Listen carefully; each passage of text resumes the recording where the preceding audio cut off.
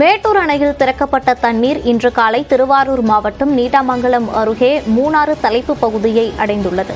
காவிரி நீர் கிடைக்காமல் திருவாரூரில் தவித்து வருவது தொடர்பாக நியூஸ் 18 தமிழ்நாடு நேற்று செய்தி வெளியிட்ட நிலையில் மூணாறு தலைப்பு பகுதியிலிருந்து பாசனத்திற்காக நீர் திறக்கப்பட்டுள்ளது. இதுகுறித்த கூடுதல் விவரங்களை செய்தியாளர் ராஜசேகரிடம் கேட்கலாம்.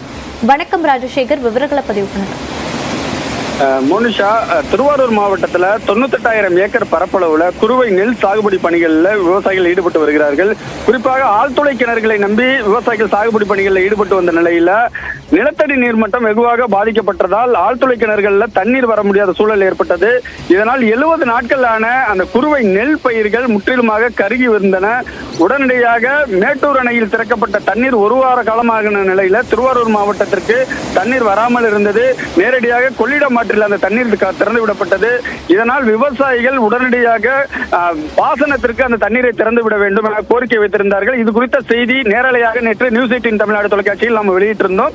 இந்த நிலையில மேட்டூர் அணையில் திறக்கப்பட்ட தண்ணீர் தற்பொழுது திருவாரூர் வந்தடைந்து திருவாரூர் மாவட்டம் நீடாமங்கலம் அருகே மூணாறு தலைப்பிலிருந்து பாசனத்திற்காக தண்ணீர் திறக்கப்பட்டிருக்கிறது. இதனால் விவசாயிகள் மிகுந்த மகிழ்ச்சி அடைந்திருக்கிறார்கள்.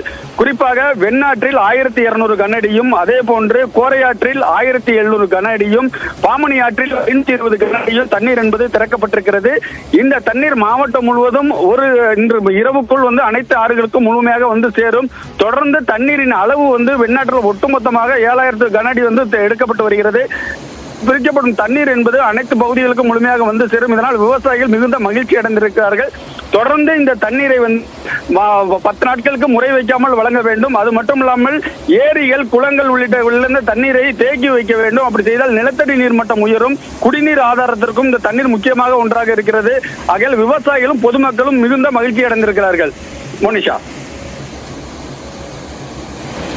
விவரங்களுக்கு நன்றி ராஜசேகரன்.